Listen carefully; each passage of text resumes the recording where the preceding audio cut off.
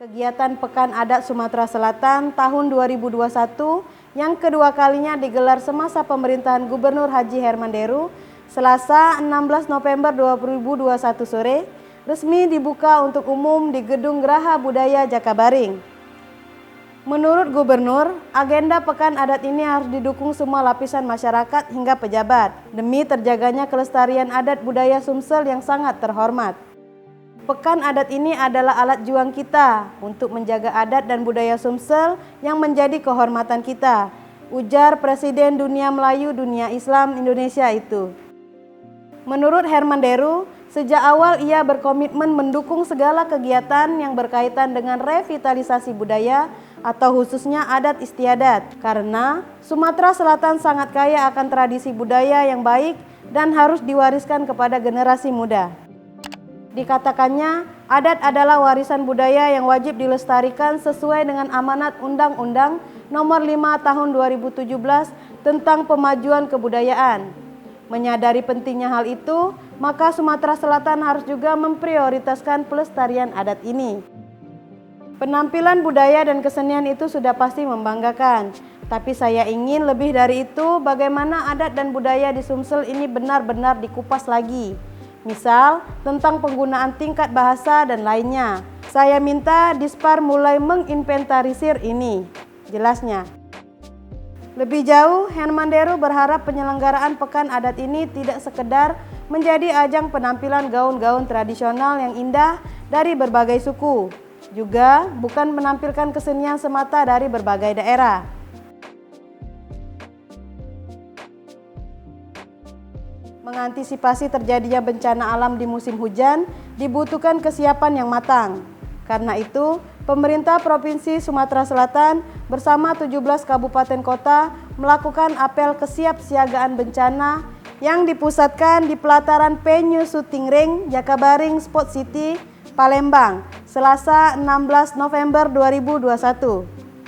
Dalam apel tersebut, bertindak sebagai pemimpin apel, Gubernur Haji Herman Deru berkesempatan memeriksa pasukan Satgas Bencana Kabupaten Kota yang tergabung dalam kesiapsiagaan personil dan peralatan bencana di Provinsi Sumatera Selatan. Dalam amanatnya, Gubernur menyebut kondisi geografi Sumsel dengan dataran tinggi di bagian barat yang meliputi Kota Pagaralam, Kabupaten Lahat, Kabupaten Muara Enim, dan Kabupaten Oku Selatan rawan terjadi bencana alam seperti tanah longsor, banjir bandang, dan angin puting beliung. Sedangkan Sumsel di bagian timur didominasi dataran rendah dan perairan yang meliputi Kabupaten Musi Banyuasin, Kabupaten Banyuasin, Kabupaten Ogan Komering Ilir, Kabupaten Ogan Ilir, dan Kota Palembang. Dengan kondisi tersebut, berpotensi terjadinya banjir akibat luapan sungai dan genangan saat hujan akan terjadi. Selain itu, kawasan tersebut juga rawan tertimpa angin puting beliung, jelasnya. Herman Deru menyebut serangkaian bencana alam tersebut sudah menjadi hal yang biasa. Namun, dampak yang ditimbulkan perlu penanganan yang serius, sebab kadangkala bencana alam sampai merobohkan rumah tempat tinggal dan sarana prasarana umum. Bahkan ada yang sampai merenggut korban jiwa. Untuk itu, seluruh masyarakat yang bermukim di wilayah yang berpotensi terjadinya bencana dampak dari musim penghujan patut untuk lebih waspada. Harapnya.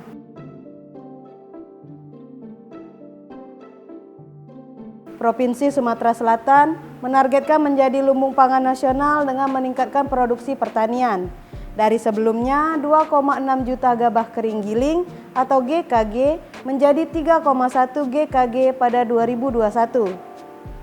Gubernur Sumsel Haji Herman Deru mengatakan dengan peningkatan produksi tersebut, maka Sumsel diharapkan dapat berada di peringkat 3 besar. Saat ini, Sumsel masih berada di peringkat 4 besar, kata Herman Deru pada pembukaan Pekan Daerah Kontak Tani Nelayan Andalan PEDA KTNA ke-14 tingkat Provinsi Sumatera Selatan di lapangan Batu Tiking, Desa Pulau Panggung, Kecamatan Semende Darat Laut, Kabupaten Muara Enim, Senin 15 November 2021.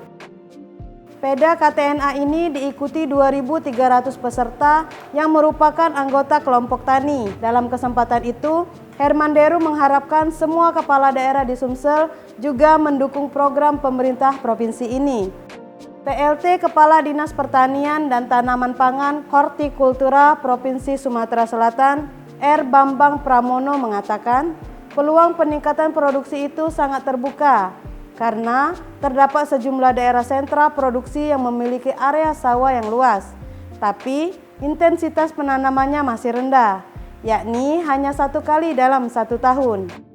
Kami akan fokuskan di 5 daerah sentra utama, yakni Banyu Asin, Ogan Komering Ilir, Musi Banyu Asin, Ogan Komering Ulu Timur, dan Musi Rawas, kata Bambang.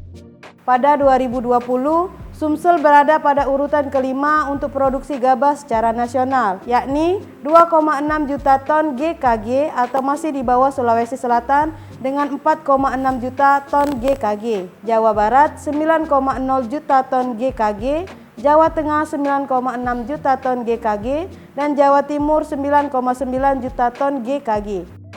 Ia mengatakan dengan target 3,1 juta ton GKG pada 2021 itu, artinya Sumsel harus menambah sekitar 400.000 ton GKG.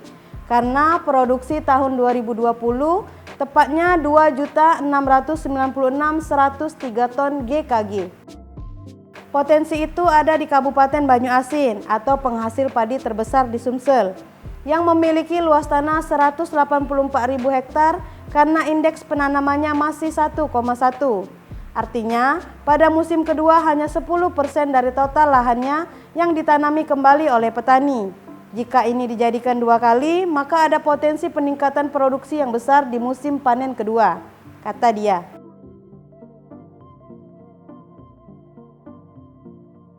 Gubernur Provinsi Sumatera Selatan, Haji Herman Deru bakal menerima penghargaan Lencana Adi Bakti Tani Nelayan Maha Utama. Penghargaan tersebut rencananya diberikan oleh Kontak Tani Nelayan Andalan atau KTNA Nasional pada saat Pekan Nasional KTNA pada tanggal 4 hingga 9 Juli 2020 mendatang di Sumatera Barat.